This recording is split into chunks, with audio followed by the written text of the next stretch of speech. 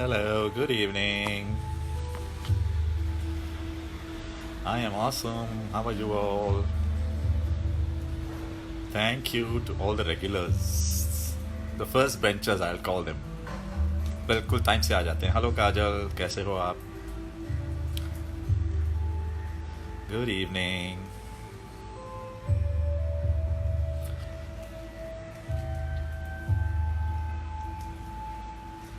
Dear Diary, great initiative. I'm so happy for you. Variety of t-shirts all robbed from Akhil's wardrobe. As a matter of fact, today I'm sitting in Malvika's place also because she's not shooting, so I borrowed her spot. She's got the best internet spot in the house, you know. She's the boss. Okay, great. Welcome all of y'all. Good evening. And let's begin one more session on a Friday evening. We will start by remembering today's very important day. It's 1st May.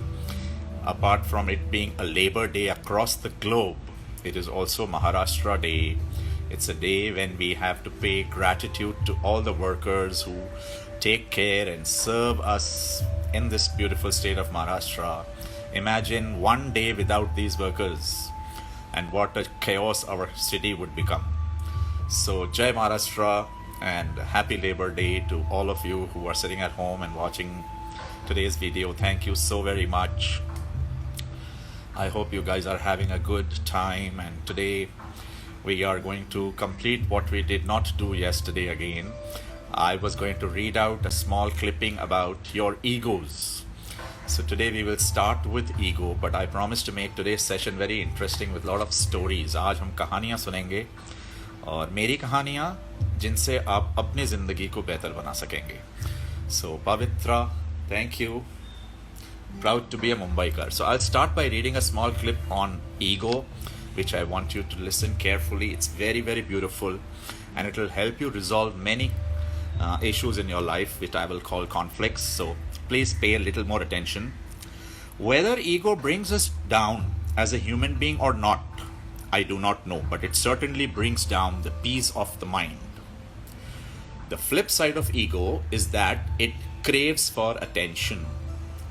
Ego, for its survival, thrives on attention. The craving is to get noticed. The ego drives one to do anything and everything only to get noticed and recognized. It is a phase when good is good only when it gains attention. Ironically, even anything good is bad if it fails to gather attention. So learnings are very much like that.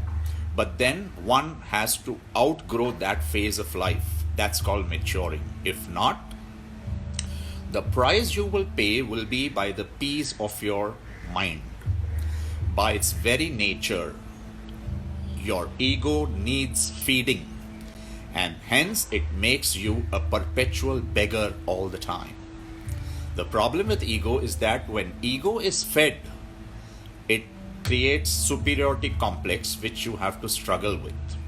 When ego is starved, you suffer from inferiority complex. Either way, your ego robs you of your peace of mind. If we observe, the price our ego asks to be alive is our own peace of mind. Now please tell me, is that what we are looking for in life? Would you sell your hair to buy a comb?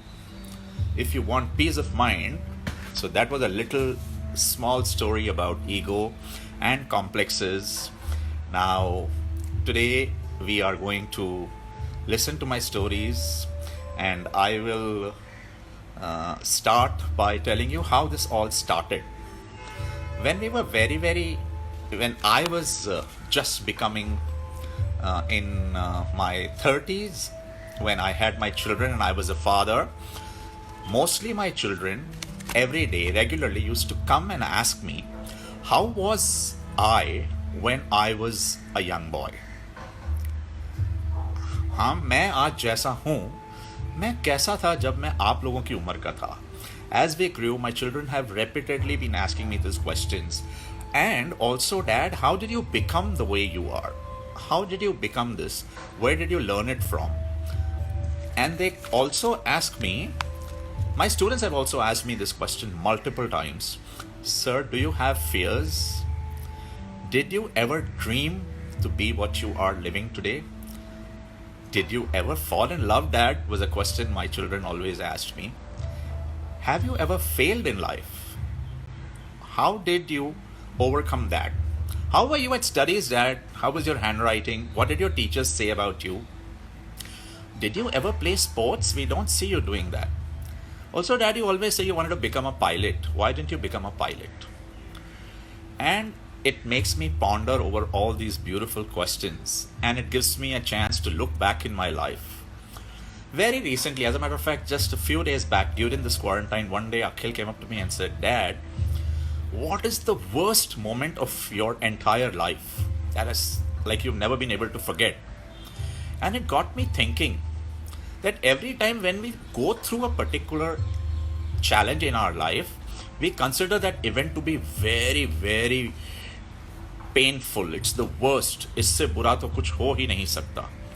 But after you overcome it, and when I tried to look back in my life, if I had any worst moments, I did have a lot of challenges, but I would never call them worst right now. Remember when you gave your 10th standard exam? What was your feeling that time when you did your graduation, when you were giving your CA or medicine exams? We all have those moments when we believe that this is the worst that can ever happen. Like at this moment, my son and many youngsters believe, इससे बुरा दुनिया में क्या हो सकता है? But I'm telling you, 3 years, 4 years, 5 years down the line, you will laugh over it. मैं क्या सोचता था? The world changes regularly. So that brings me to start some very, very good narrations today. And I would rather call these narrations, I'm going to share these with you. These are my life stories, but please do not listen to them as my stories. Try and relate with them. How is it that you also have those stories? Go back, peep into your life, sit with your eyes closed, just like you watch your photo albums. Go back to your memory, not to remember it, but just to connect it, because they say our first 7 years decide the way our life is. Our nature is formed in the first 7 years of our life. So we go through certain events in our life, which I very recently was taught as they are called the SEEs, significant emotional events of your life. I will also share with you some more about that. But today I'm going to share with you certain significant emotional moments of my life, those events that shaped me to become the way I became. And you all have those. Those certain moments are called moments of intensity. Those moments come in a second. They go in a flash, but they change your life. Life is never the same again from that moment onwards. One beautiful example for that is the very good story of Mahatma Gandhi, who was a well-known barrister in South Africa. He led a great life and was making a lot of money, married, had children. One day, he was thrown out of the train by a white man who shouted at him. And in that moment of intensity, the anger, the hurt that he felt, the humiliation he felt, he shouted back, today you have thrown me out of this train. One day I will throw you out of my country. And that Mohan Karamchand Gandhi, the barrister, left everything. And that moment of intensity changed the history. As we all know, we are free because of that man's contribution also. So such great events, not to that magnitude, but have happened in all our lives. And we have never looked back at those moments, and we have not understood what are those moments. So some moments are moments of fear, moments of embarrassment. But these are moments that come in our life to teach us. We have to face them so that we grow. And they are small moments, but if we make it permanent, sometimes these negative moments cripple you. They change the way you're looking at everything. Your perception changes, and then you become a different human being. And let me tell you, I always say you are not a tree, you have the power to change. I will share few instances of my life which I have identified as my SEEs, my significant emotional events.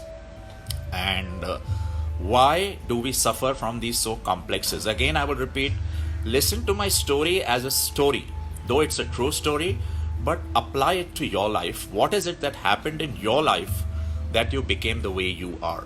I will tell you the story. When I was 5 years old, my father's name, as I told you, was Hiralal Panjwani. His friends, in his pet name, used to call him by the pet name Panju. Now, I hope you all know, when you work in a government organization, he was in the Indian Railways as a clerk. In my eyes, he was a hero. But in office, he was one ordinary clerk, and everybody called him Panju. I always insisted, Dad, I want to go with you to your office. I distinctly recollected one day he told me, tomorrow you can join me. It was a Saturday and you can go with me. I went with my father. I believe I was 5 or 6 years old. And as soon as we entered the office, everybody started calling him, hey Panju, hi Panju. And I was wondering, for me, my father is a hero. Why are they calling him Panju? I asked him, Dad, why are they calling you Panju? He said, beta, because our family name is Panjwani, so प्यार से लोग मुझे पंजू कहते हैं. I did not like it, but I said, ठीक है, अभी now his life. I did not give more importance. The intense moment had yet not arrived. We went up, everybody kept calling him Panju, and I was sulking within till lunch break happened. In the lunch break, we were sitting in the canteen. There were close to 100 people, I remember distinctly. And one guy comes up to my table and asks somebody, while my dad had gone to get food. That man, whom I don't know his name, but I remember his face clearly, asked, किसका बेटा है ये? Who is this boy sitting here? So somebody shouted out, अरे ये पंजू का बेटा है. You know what that guy said? That guy said, oh, Panju का बेटा, फिर तो ये लल्लू होगा. क्योंकि लल्लू, पंजू का बेटा तो लल्लू ही हो सकता. And all the people in that room laughed. For him, it was a sense of humor. He thought he was making people laugh. But it hurt me here. For 25 years after that, my self-esteem always told me, my self-talk told me, Prakash, tu ek lallu hai. You cannot do anything in life. And trust me, my respect for my father dropped to a level where I always felt that I am a lallu because my father is a Panju. It was a very significant event in my life. And thanks to Warner Edhard, whose program I did, the EST training, where I realized this for the first time. And then I not only forgive my father for the hatred that I was carrying within me, but I also started looking at myself as a new person. I was reborn after realizing that that was just an incident and it had no other meaning to it. Some divine incidents in our life that seem like curses when they happen, ऐसा लगता है कि ये मेरे साथ क्यों हुआ, are actually a boon in disguise for you. So please look back in your life. What was that SEE that made you create an inferiority complex? Another story. This is about my perception of money. I remember I was 7 or 8 years old. My mother one day wanted me to go and buy a textbook and some household utilities, for which in those days 50 rupees was very, very big, equivalent to today's 5,000 rupees. She did not have change and she said, are you old enough now? Can I trust you? She gave me those 50 rupees and she told me to go and buy those things. While I was walking towards that store, it was 8:30 in the night, I remember, and two boys who were grown-up men, he walked up to me and, hey, kahan ja raha hai? And they tried to bully me and scared me and robbed me of those 50 rupees.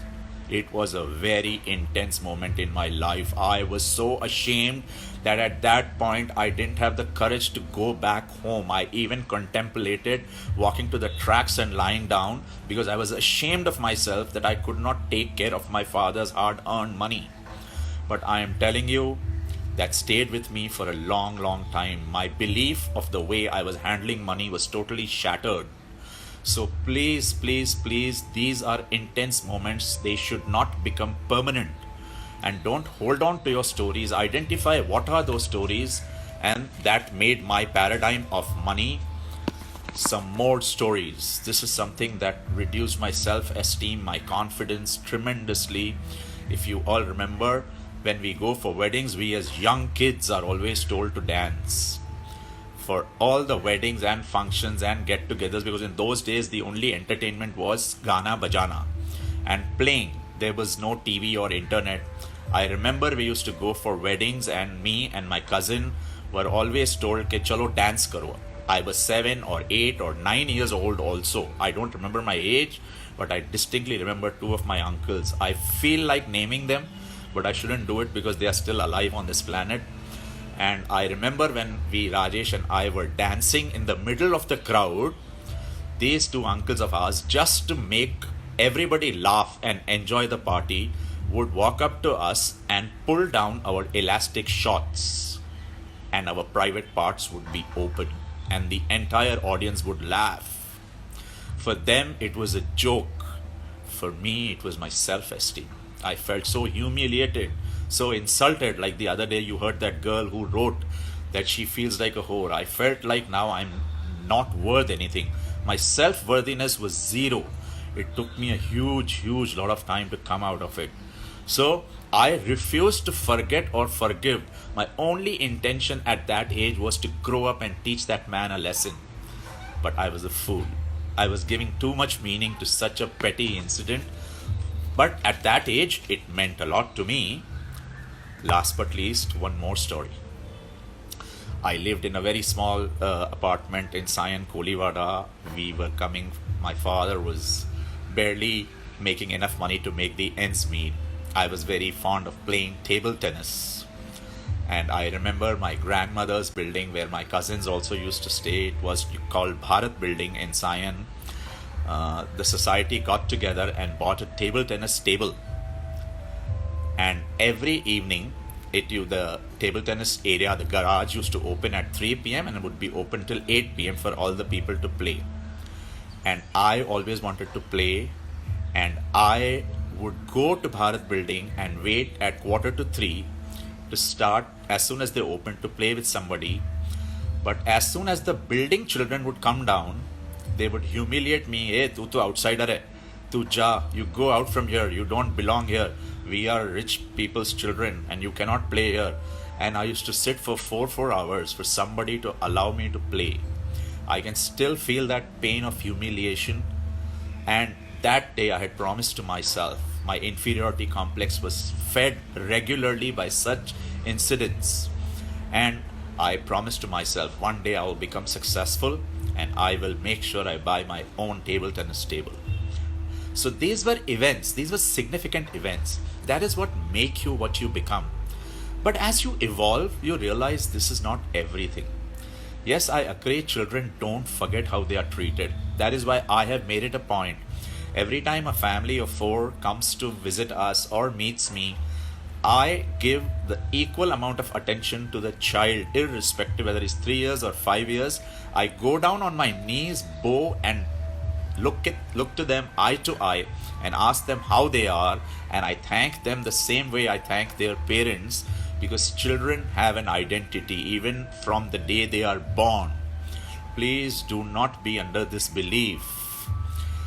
More stories coming up. There are lots such stories, but again, my stories are not meant for you to listen to my story. I'm telling you, you also have been holding on to such stories. They are negative influences. They are reasons that you have become an introvert, as you call yourself. You are ashamed to meet people. I will not only help you know these incidents, but I will request you to identify them and I will help you overcome them at the end of the session. So, I am very proud to say, when I bought the apartment in a building in Andheri, the first thing that I did when I joined the managing committee was insisted that we buy a table tennis table. And I made sure every resident of the building would play. And I told them, please, if you have friends or people who work in your house, let them come down and play. But make sure being rich became my priority. It was the only goal of my life. मैं एक दिन इनको सीधा करके दिखाऊंगा. And probably that was a boon. That was my fuel. That was the reason I fought out, and I did many times. Sometimes in life, not getting what you want in that moment is a good thing to happen, because then great things lie ahead for you. Do not be disheartened. It is beautiful. And I will only say, don't attach meaning. The sooner you overcome your past, the sooner you flush your past, the easier it is to take up new challenges, take up new lives. Don't give meanings. If it was then, yes, I will tell you how to overcome all this. But before I do tell you that, the first thing you need to do is change the environment where you are uncomfortable. Your environment makes you what you are or become. Avoid people who are putting you down. Avoid people you don't feel comfortable. I'm sure you have a feeling within you, a gut feeling. यार यहाँ मैं जाता हूँ, मुझे अच्छा नहीं लगता, मुझे मज़ा नहीं आता. I come back bothered. I remember this group of friends I had once. Every time I was with them and I would come home, I recollect I would have a fight with my children or my wife. And I used to wonder, यार without reason मैं इनसे लड़ रहा हूँ. Till again I did one more program and where I realized that यार I am bringing a lot of negative energy from these people and that is affecting the environment that I am living in. So I decided you have to change the environment and improve things that you can improve. On that note, I will give you a little insight. Many people tell me कि sir हमको ये पता तो चल गया कि basics में क्या हुआ था. So basically, what has happened in my upbringing, in the way I was being groomed, in the environment where I was growing up, inferiority complex is something which was enforced upon me. Somehow, or rather, I took it that way. I wouldn't blame anybody else. I interpreted all that as I am not good enough and I need to do something about it. So my basics were wrong. The minute I checked my basics, I realized that I had some amazing good qualities and I need to rather focus on my strengths and I will be able to achieve my goals. So we all have our weaknesses. It's okay. Nobody is perfect. Focus on your strengths and come out. Even in your relationships also, you have been having. So like I said, only 2 months back, there was a beautiful professor, Mukherjee, who runs a program called NLP, Neuro Linguistic Programming. How is our brain wired? In that, he explained something very beautifully, which I although knew, but he put it up in a lovely way, what he called all these issues as our mental conflicts. The human brain has stuck on with a few conflicts which change the way they perceive everything. We all have, and he categorized those conflicts into multiple areas, but the major 5 categories of conflict that Colonel Mukherjee taught me was, first was a morsel conflict, when you are deprived of some food, something that you have wanted as a child and you have not been given, or even right now there is a craving for something, your brain goes into a morsel conflict, something to do with food and intake. The other conflicts we have is an attack or a harm conflict. Like I said, my 50 rupees being robbed by me. We all have been hit and छोटे मोटे झगड़े हुए हैं. So these conflicts you need to identify and overcome them. The third conflict also, I gave you my story, the self-devaluation conflict, that I am not good enough. मुझ में कुछ कमी है. ये मेरे ब्रेन ने पैटर्न बना लिया कि मुझ में कुछ कमी है, इसीलिए मैं बहुत चीज़ें नहीं कर पाता और वही चीज़ें मुझे ज़िंदगी में रोकती थी. The third type of conflict, fourth type conflict is territorial conflict. Invariably, this is the conflict a lot of newly married girls face when they change their territory from one area, or people who have been children of parents whose jobs require them to move a lot, like in the military or the army or certain government jobs. They always suffer from territorial conflict. They lose that kind of confidence, although they are exposed to a lot of different areas. Then there is one important, which is called the separation conflict. Sometimes you're separated by something and then you start feeling that void. Maybe there's a death in the family, a separation of your parents.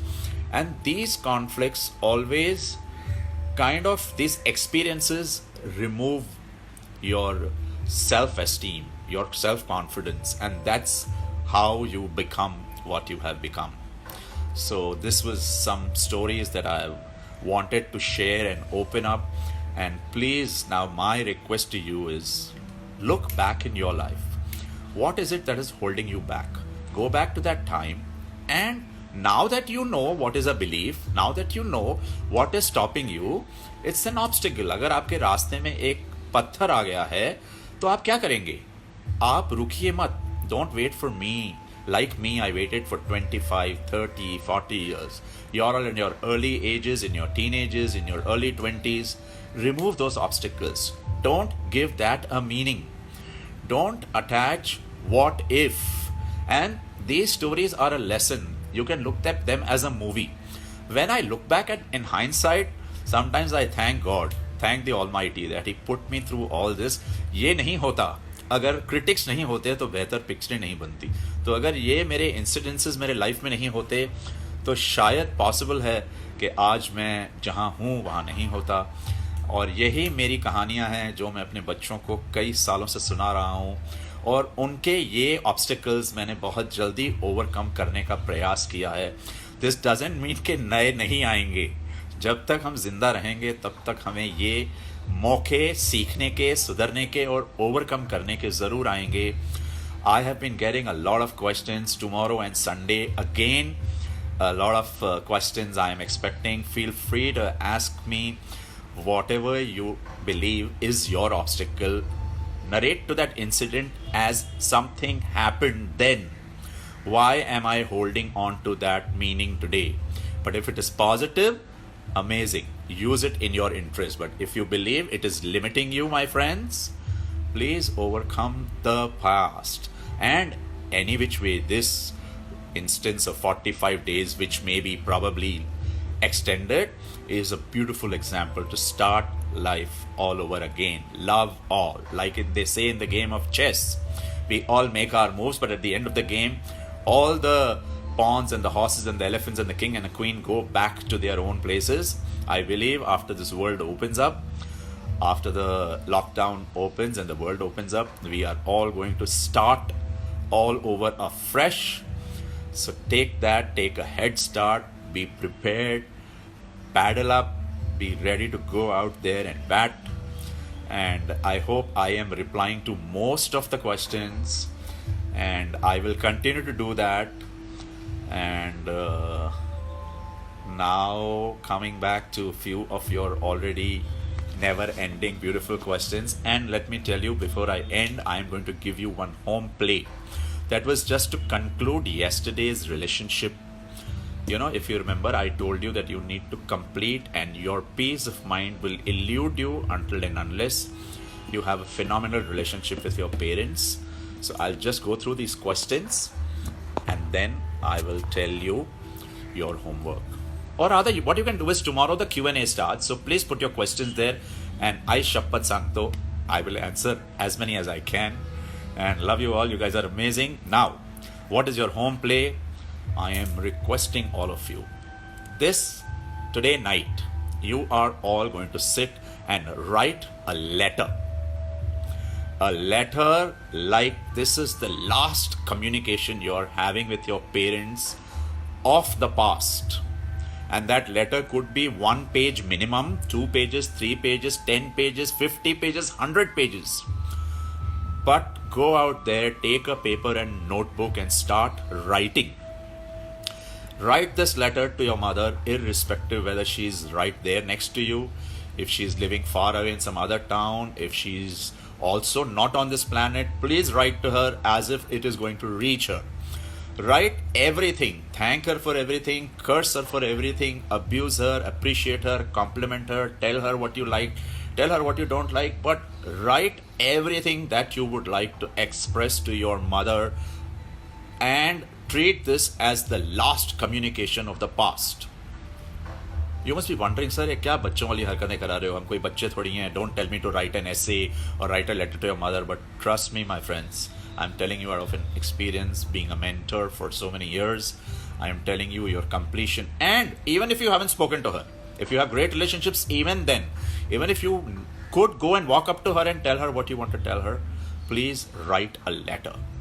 Leave it with her. If you can read it out, nothing like it, I can guarantee you will cry. You will cry a lot. Kitne bhi strong aap ho, you will cry. But do it, my friends, and I promise you magic will happen. just in case, due to any reason, something stops you, please write that letter and take a picture, send it to me.